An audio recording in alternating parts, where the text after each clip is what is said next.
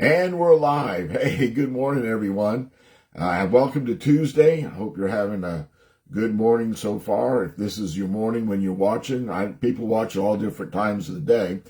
But I usually get this going in the morning, and right now it is 7:12 a.m., and I've got the coffee, and I'm glad you're here whatever time you take a look at this. I'm glad you're here. And in Carterville today, it's like springtime, so it's going to be a great spring-like day. I got my trash out. In fact, I think the trash man's already came, so I got to put my cart back up to the house. I've been to the gym already this morning. This is like my third cup of coffee for the day.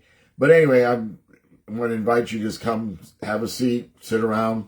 We're going to have a little... a little get-together, a little gaggle, I think is what they kind of call it. And my name is Wes, and this is Coffee with Wes. And welcome to our time together today. So, this week, we're focusing on John chapter 2, verses 1 through 11. And it's a passage where we find Jesus doing this sign or this miracle.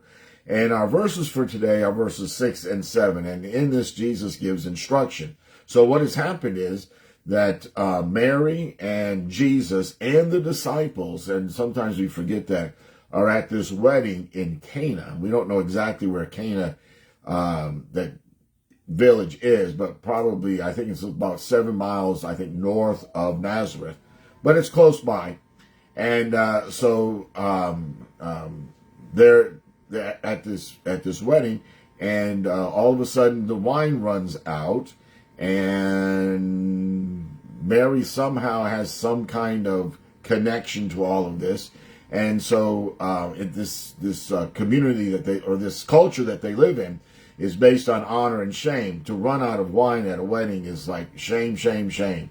They would be talking about that instance for years and years and years. A family would never get over the shame of not having enough wine for the celebration of the wedding. So she runs to Jesus and she says, "Do something." And he says, "Listen, I'm not your magician, but here's the thing that we often I think gloss over, and that's the fact that even though it wasn't Jesus's problem, his compassion for the family and for the situation and for his mother was such that he did do something." So Mary says, to the servants, do whatever he tells you to do. So in verses 6 and 7, these are the instructions. He says, verse 6, "Now there were 6 stone water jars there for the Jewish rites of persecution, each holding 20 or 30 gallons. And Jesus said to the servants, 'Fill the jars with water,' and they filled them up to the brim."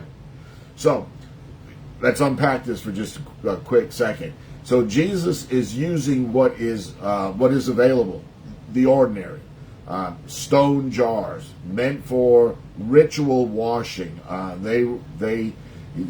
Jesus is going to use this for his first miracle, and so these jars were used like for purification, if you will.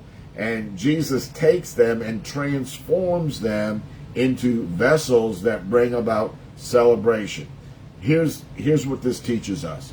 It teaches us that Jesus can take the ordinary, the mundane, and he can make it extraordinary. He can take ordinary stone jars used for one thing and transform them into something very special for something else. And we can even apply this further, because whether it's our work, our relationships, our personal struggles and challenges, Jesus has the power to turn them into something beautiful and filled with purpose. Here's the thought for today. What areas of your life feel ordinary? What areas of your life seem to be lacking in significance or importance? Why not offer them up to the Lord? Offer them up to Jesus and trust that he can bring transformation, that he can change things up, even to the most everyday, mundane aspects of our life. So think about that today as you go about your day. What is it that just feels ordinary?